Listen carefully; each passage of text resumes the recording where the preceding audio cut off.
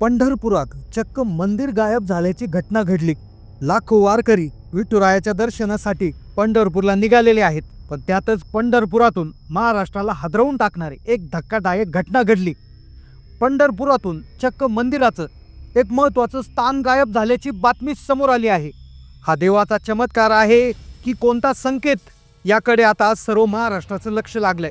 ते मंदिर तिथून अदृश्य झाल्याचं बोललं जातंय। नेमकं काय घडलंय? हा एखादा चमत्कार आहे की याच्या मागे देवाचा एखादा दृष्टांत दडलाय? कोणतं गूढ रहस्य दडलंय?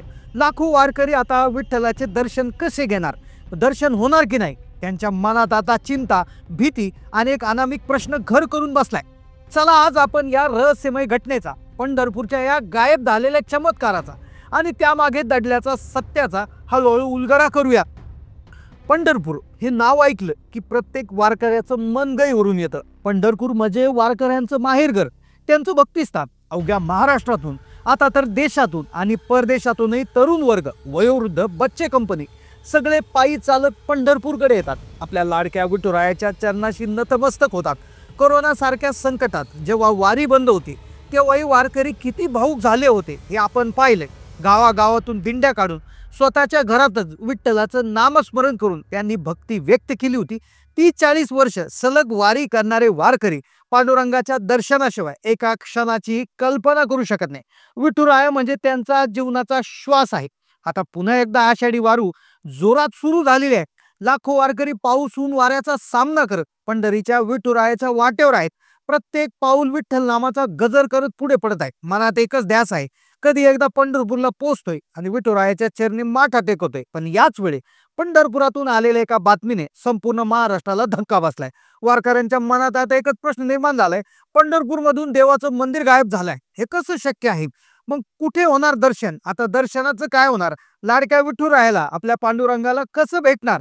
एक अशी धक्कादायक बातमी पूर्ण पंढरपूर हादरवून गेली। याला देवाचा चमत्कार म्हणावा की देवाने दिलेला काही संकेत म्हणावा? चक्क मंदिर गायब झाले।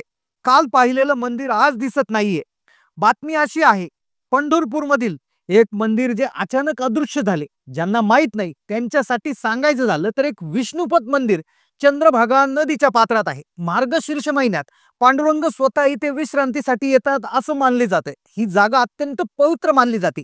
वारकरी तिथे येऊन माथे आपलं डोकं टेकवतातच, आशीर्वाद घेतात। वारकऱ्यांसाठी महत्वाचं मंदिर आहे ते अचानक अदृश्य झालं, ते पंढरपूरमधील विष्णुपद मंदिर। अनेक भाविक या मंदिरात जाऊन दर्शन घेतात, पांडुरंगांचं विश्रांती स्थान पाहून धन्य होतात। पण आता हेच मंदिर तिथून गायब झाल्याची बातमी वाऱ्यासारखी पसरली। सुरुवातीला कोणालाही विश्वास बसला नाही। हे कसं शक्य आहे? एखादं मंदिर कसं गायब होऊ शकतं? असे प्रश्न सगळ्यांच्या मनात येऊ लागले। लोकांनी बातम्या तपासल्या, सोशल मीडियावर चर्चा सुरू झाली आणि खरंच फोटो आणि व्हिडिओमध्ये दिसत होतं की जे विष्णुपद मंदिर असायचं तिथे फक्त आता पाण्याचा अथांग पसारा दिसत होता। मंदिराची मोठी इमारत पूर्णपणे दिसेनाशी झाली होती। फक्त पाण्याच्या पृष्ठभागावर मंदिराच्या नावाचा फलक थोडाफार दिसत होता। हा प्रकार पाहिल्यानंतर अनेकांच्या मनात भीती निर्माण झाली। देवाचं विश्रांती स्थानच गायब झालं, आता याचा अर्थ काय? हा कोणता संकेत आहे? अशी चर्चा सुरू झाली। काही जण याला चमत्काराचा भाग मानू लागले, तर काही जण यामागे काहीतरी गूढ शक्ती असल्याचे बोलू लागले। आषाढी वारीसाठी निघालेल्या लाखो वारकऱ्यांसाठी तर ही बातमी म्हणजे एक मोठा धक्का होता। त्यांच्या मनात एकच प्रश्न होता, आम्ही पंढरपूरला पोहोचल्यावर आमच्या विठुरायाचे दर्शन कसं घेणार? जर मंदिराचं स्थानच अदृश्य झालं असेल तर काय करायचं? पंढरपूरमध्ये घडलेल्या या अनपेक्षित वारकरी संप्रदायामध्ये चिंतेची लाट उसळली आहे। लाखोंच्या संख्येने निघालेल्या दिंड्यांमध्ये आता ही चर्चा आहे, विठ्ठला हे काय घडलं? तू असा का करतो आहेस? आम्ही वर्षभर या वारीची वाट पाहतो आणि आता असं काहीतरी घडलंय। आम्ही पंढरपूरला पोहोचल्यावर विठुरायाचे दर्शन कसं घेणार? देवाची आता जागाच राहिली नाही, कुठे आम्ही डोकं टेकवणार? आम्ही याचा अर्थ काय घ्यायचा? देव आमच्यावर रागवलाय का? अशी चर्चा आता दिंड्यांमध्ये सुरू आहे। अनेक प्रश्न त्यांच्या मनात घर करून बसले आहेत। पाऊस, ऊन, वादळ, वारा या सगळ्या अडचणींचा सामना करत हे वारकरी, ज्यामध्ये काही वृद्ध आहे, काही महिला आहेत, काही किशोरवयीन बालक आहे, ते एवढ्या सगळ्यांचा सामना करत ते पंढरीच्या दिशेने सरकत आहेत। त्यांना माहिती आहे वारी सोपी नाहीत, रस्त्यात अनेक अडचणी आहेत, कुणाचे पाय दुखतात, कोणाला ताप येतो, तर कोणाला काहीतरी दुखापत होती, पण तरी ते थांबत नाही, कारण त्यांच्या मनात विठ्ठलाचा ध्यास असतो। पण आता प्रत्यक्ष देवासंदर्भातच अनपेक्षित घटना घडल्याने त्यांच्या मनात अधिकच घालमेल सुरू झाली। खरंच पंढरपूरमध्ये नेमकं काय घडलं? देवाचं मंदिर कसं काय गायब होऊ शकतं?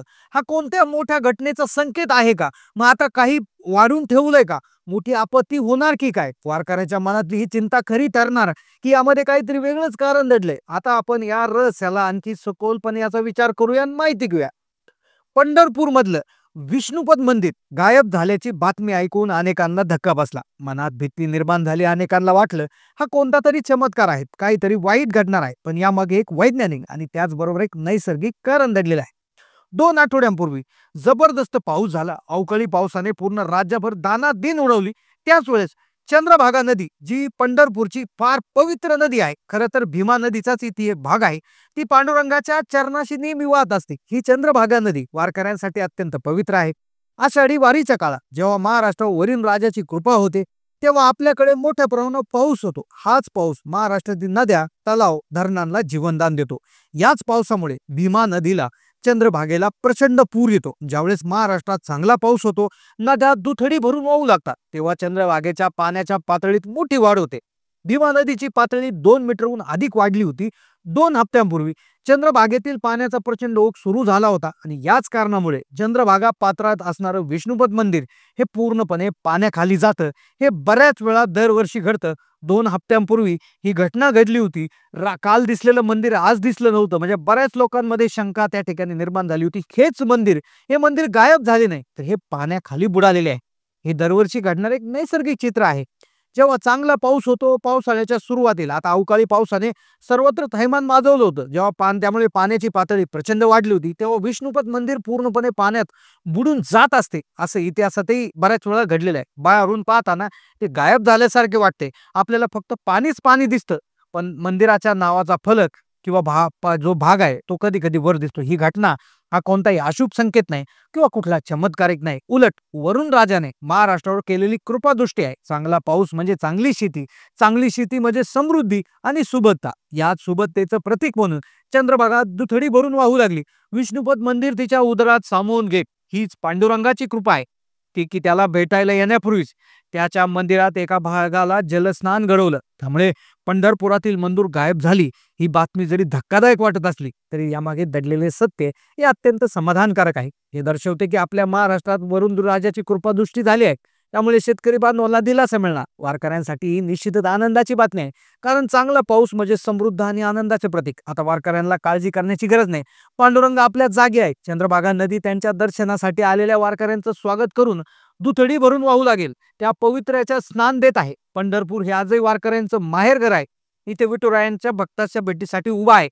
आपण पाहिले, वारकरी संप्रदायाने नेहमीच पंढरपूरमध्ये सोयीसुविधा वाढवण्याची मागणी केलेली आहे. चंद्रभागेत वाढलेल्या पाण्यामुळे काही अडथळे निर्माण होऊ शकतात. यामुळे उपाययोजना देखील तातडीनं सुरू करण्यात आली आहे. पण इथे एक मात्र निश्चित आहे की वारकऱ्यांची विठ्ठल वरील श्रद्धा, भक्ती कधीच कमी होणार नाही. पाऊस, ऊन, वारा, पूर यापैकी काहीही त्यांना विठ्ठलाच्या दर्शनापासून परावृत्त करू शकत नाही. कोणतीही अडचण त्यांच्या विठुरायापेक्षा वारकऱ्यांच्या पुढे मोठी नाही. या घटनेबद्दल, या सत्याबद्दल आज आपण माहिती घेतलेली आहे. दुथडी वाहत असते चंद्रभागा ज्यावेळेस प्रचंड पाऊस होतो. भीमा नदीला ज्यावेळेस प्रचंड पाणी येतं, त्यावेळेस ही उपनदी चंद्रभागा देखील मोठ्या प्रमाणात पाण्याची पातळी गाठते. आणि दरवेळा आपण पाहिलेलं आहे की भर पावसाळ्यामध्ये बरेचसे मंदिरं पाण्याखाली जातात. मग बऱ्याच वेळा न्यूज येतात की मंदिरं गायब झाली, अदृश्य झाली. तर त्यामागे धार्मिक दृष्टिकोन तर असतोच, पण दुसरा सायंटिफिक किंवा निसर्गाचा दृष्टिकोन असा असतो की पाण्याची लेवल जर वाढली तर पात्रात असणारी मंदिरं साहजिकच ती खाली जाऊ शकतात. त्यांचे कळसही काही कारणास्तव दिसत नाही. आणि इतकं जर पाण्याची पातळी वाढली तर काहीच दिसत नाही, तर मग लोकांना वाटतं अदृश्य झाली की काय, पण तसं काहीच नसतं. हा निसर्ग आहे. निसर्ग हा देवाच्या त्या ठिकाणी नुसारच चालत असतो, पण निसर्ग ह्याचा जे आहे तर तो वेगळ्या पद्धतीनं काम करत असतो. त्यामुळेच हे जे मंदिर आहे तर ते गायब झालेले नसून ते पाण्याखाली जात असतात. आता तुम्ही ज्यावेळेस पंढरपूरला गेलेला आहे तर त्यावेळेस तुम्हाला मंदिरं हे गायब झाल्याचे दिसलेत का, पाण्याखाली गेल्याचे तुमचा काय अनुभव राहिलेला आहे, नक्कीच कमेंटच्या माध्यमातून कळवा. आणि अशाच माहितीपूर्ण व्हिडिओसाठी, प्रेरणादायी कथांसाठी, अगदी महत्त्वाच्या बातम्यांसाठी तो आमच्या चॅनलला सबस्क्राईब करा. तोपर्यंत विठ्ठल नामाचा गजर करत राहा. आपल्या श्रद्धास्थानावर विश्वास ठेवा. जय हरी विठ्ठल. रामकृष्ण हरी.